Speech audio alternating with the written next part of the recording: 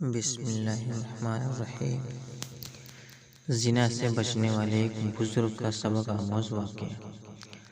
حضرت ابن عباس رضی اللہ تعالیٰ عنہ حضرت کعب بن احبار سے نقل کرتے ہیں کہ انہوں نے بتایا کہ بنی اسرائیل میں ایک صدیق اول درجہ کا ولی تھا جو عبادت میں منفرد مقام رکھتا تھا۔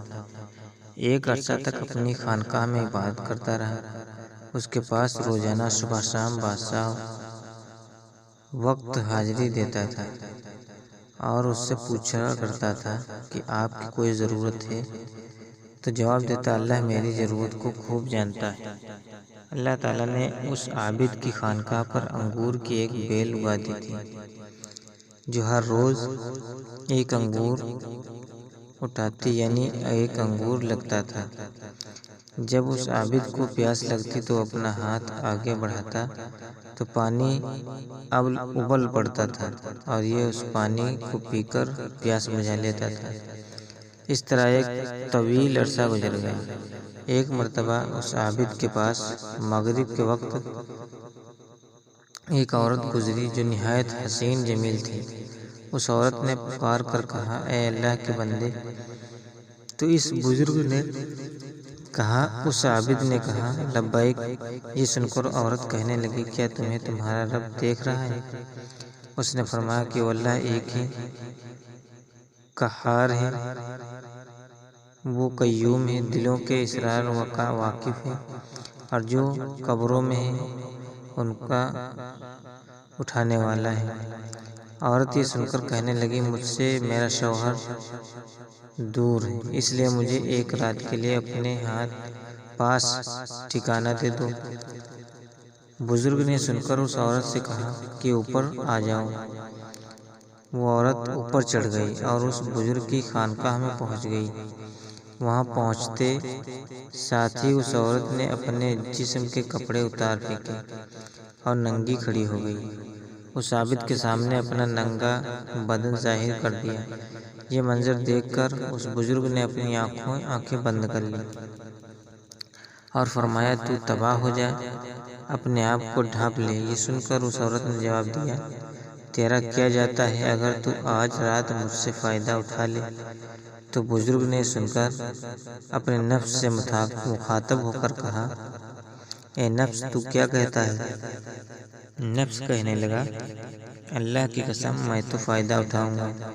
یہ سن کر بزرگ نفس سے مخاطب ہو کر کہنے لگا، تو تباہ ہو جا، کیا تو گندھک کے دوزخ کے کپڑے مانگتا ہے، آگ کے پاٹ مانگتا ہے، میری عرصہ کی عبادت ضائع کر دینا چاہتا ہے؟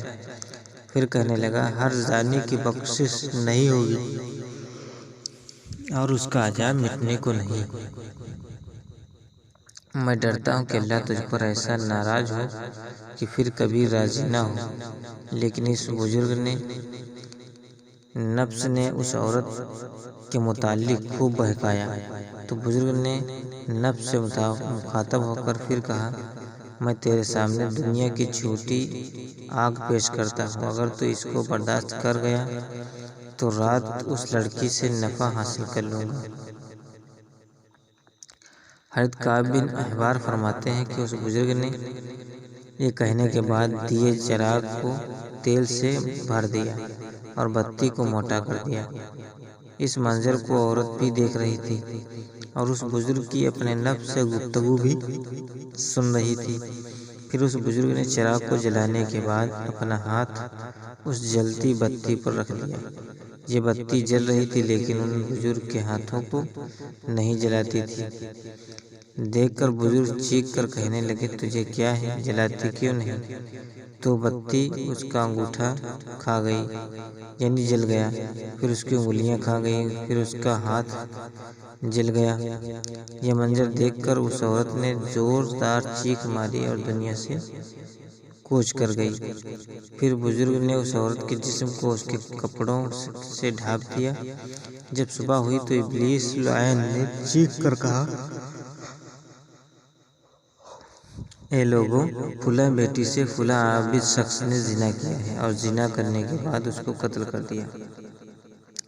چنانچہ جب یہ خبر بادشاہ تک پہنچی تو بادشاہ اپنے لشکر اور رعایا کے ساتھ سوار ہوا اور عبادت خانے تک پہنچ گیا جہاں وہ راہب عبادت کیا کرتا تھا۔ وہاں پہنچ کر بادشاہ زور سے چیخا تو عابد نے اس کو جواب دیا۔ بادشاہ نے عابد سے پوچھا کہ فلاں کی بیٹی کہاں ہے؟ عابد نے کہا یہی میرے پاس موجود ہے۔ بادشاہ یہ سن کر عابد سے کہنے لگا اس کو کہو کہ وہ میرے پاس آئے۔ بزرگ نے کہا مر چکی ہے۔ یہ سن کر بادشاہ کہنے لگا چونکہ وہ زنا کے لیے رضامند نہیں ہوئی حتیٰ کہ تو نے ایک جان کو قتل کر دیا جس کو اللہ تعالیٰ نے حرام قرار دیا۔ پھر بادشاہ نے غضبناک ہو کر اس عبادت خانہ کو گرا دیا اور عابد کی گردن میں زنجیر ڈالی اور اسے گھسیٹنے لگا۔ عورت کی لاش کو وہاں سے اٹھا دیا گیا اور اس عبادت خانے کو گرا دیا گیا۔ اس وقت کے لوگوں کا دستور تھا کہ زانی کو آرے کے ساتھ چیر دیا کرتے تھے۔ عابد کا ہاتھ جو رات کے واقعے میں جل گیا تھا اسے عابد نے ہاتھ کی آستین میں چھپا دیا اور وہ عابد واقعہ کی حقیقت کسی کو نہیں بتا رہا تھا۔ چنانچہ آرے کو عابد کے سر پر رکھا اور جلادوں کو حکم دیا کہ آرا چلا دو۔ چنانچہ حکم ملتے ہی جلادوں نے تعمیل کی اور آرا چلا دیا۔ جب آرا عابد کے دماغ تک پہنچا تو اس کی آہ نکل گئی۔ اللہ تعالیٰ نے جبرائیل علیہ السلام کی طرف وحی نازل فرمائی کہ اس کو کہو کچھ نہ بولو، میں تیرا صبر دیکھنا چاہتا ہوں۔ اس کے صدمے نے میرے عرش برداروں کو میرے آسمان کے مکینوں کو رلا دیا ہے۔ مجھے میرے غلبے اور جلال کی قسم اگر اس عابد نے دوسری مرتبہ آواز نکالی تو میں آسمانوں کو زمین پر گرا دوں گا۔ چنانچہ اس عابد نے دوسری مرتبہ نہیں نکالی نہ کوئی بات بتائی حتیٰ کہ اس حالت میں ان کا انتقال ہو گیا۔ چنانچہ جب وہ فوت ہو گیا اللہ تعالیٰ نے اس مردہ عورت میں روح ڈالی جو عابد کا عمل دیکھ کر دنیا سے کوچ کر گئی تھی۔ تو عورت نے لوگوں کو مخاطب ہو کر کہا اللہ کی قسم یہ مظلوم ہو کر فوت ہوا ہے، اس نے زنا نہیں کیا تھا اور میں ابھی تک کنواری ہوں۔ اس کے بعد اس عورت نے گزشتہ رات کا سارا واقعہ لوگوں کے سامنے نقل کیا۔ تو یہ سن کر جب لوگوں نے اس کا ہاتھ نکالا تو جیسا لڑکی نے بتایا تھا ویسا ہی جلا ہوا تھا۔ یہ دیکھ کر لوگ کہنے لگے کہ اگر ہمیں علم ہوتا کہ اصل حقیقت کیا ہے تو ہم کبھی بھی اس کے جسم کو نہ چیرتے تھے۔ عابد دو ٹکڑے ہو کر زمین پر گر پڑا اور لڑکی بھی جیسے پہلے مردہ تھی ویسے ہی ہو گئی۔ پھر ان دونوں کو دفنانے کے لیے قبر کھودی گئی تو اس میں کستوری، عنبر اور کافور کی خوشبوئیں مہک رہی تھیں۔ اور پھر ان کا جنازہ پڑھنے کے لیے ان کی میتوں کو لایا گیا تو ان کو آسمان سے کسی نے منادی آواز دی اصبروا حتی تصلی علیہ الملائکہ، صبر کرو یہاں تک کہ فرشتے ان کا جنازہ پڑھ لیں۔